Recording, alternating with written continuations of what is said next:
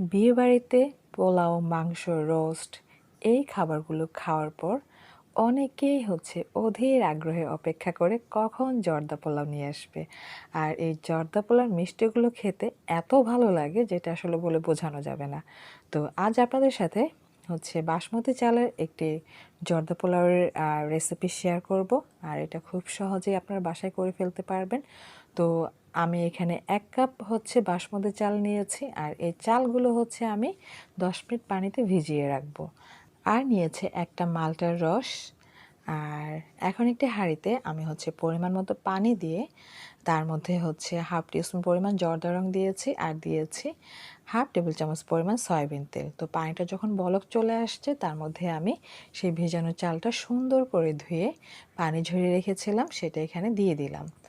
আর চালটা যখন বলক চলে আসবে আপনাকে একটু চেক করে নিতে হবে চালটা সিদ্ধ হয়েছে কিনা।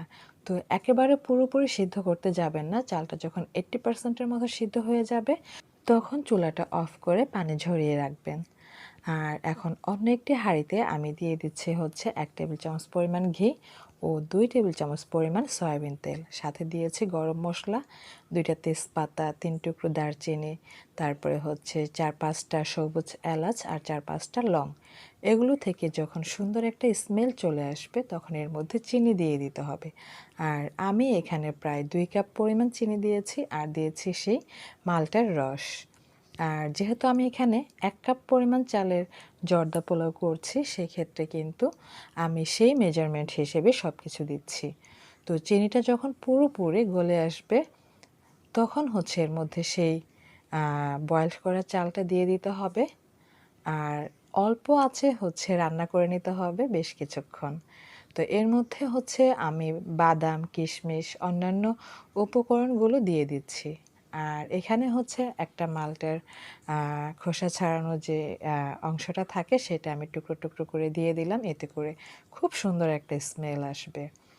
দিয়ে দিচ্ছি 1 চিমটি লবণ, এতে করে মিষ্টি খাবারে কিন্তু সুন্দর একটা ব্যালেন্স চলে আসে। আর ঢাকনা দিয়ে ঢেকে আরও 5 থেকে 6 মিনিটের মতো রান্না করে নিলাম। তো পানিটা যখন পুরোপুরি শুকিয়ে যাবে আর চালটাও পুরোপুরি বয়েলড হয়ে যাবে তখন কিন্তু চুলাটা অফ করে দিতে হবে।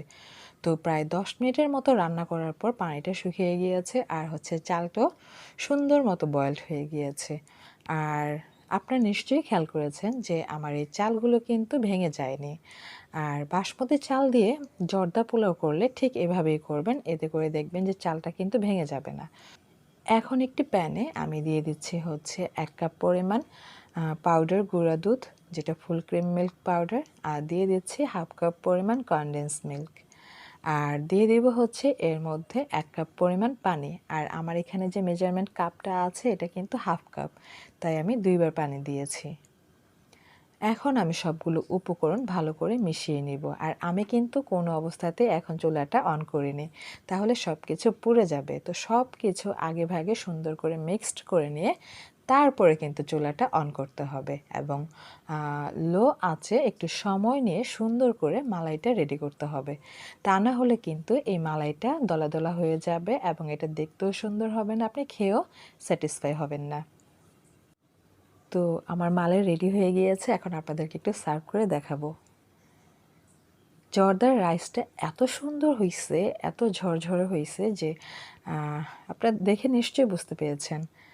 আর এই জর্দার টেস্ট এত পারফেক্ট হয়েছে, পুরাই যে আমরা যে বিয়েবাড়ির যে জর্দা খাই ঠিক সেই রকম একটা টেস্ট চলে আসছে।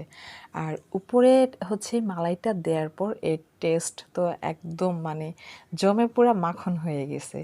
যারা আমার মতো মিষ্টি লাভার আশা করি তাদের কাছে আমার এই রেসিপিটি ভালো লাগবে। আরেকটা কথা, এই যে যে মিষ্টিগুলো দেখতে পাচ্ছেন এই মিষ্টিগুলো কিন্তু আমি বাজার থেকে কিনে আনিনি, এগুলো আমি বাসায় নিজেই করেছি। তো এই রেসিপি আমার চ্যানেলে আছে, আপনাদের যদি প্রয়োজন হয় দেখে নেবেন। আর আমার চ্যানেলের ভিডিওগুলো যদি আপনাদের কাছে ভালো লেগে থাকে বা রেসিপিগুলো যদি ভালো লেগে থাকে তাহলে আমার চ্যানেলটা সাবস্ক্রাইব করবেন এবং লাইক ও কমেন্ট করে আপনাদের মতামত জানাবেন। তো মালাইটার উপরে আমি মিষ্টিগুলো দিয়ে দিচ্ছি, আর এই মিষ্টিগুলো এত সফট আর এত রসালো, আর দেখেই আর কি খেতে ইচ্ছে করে। যাই হোক, হয়ে গিয়েছে আমার মালাই জর্দা পোলাও। ভালো থাকবেন সবাই। আল্লাহ হাফেজ।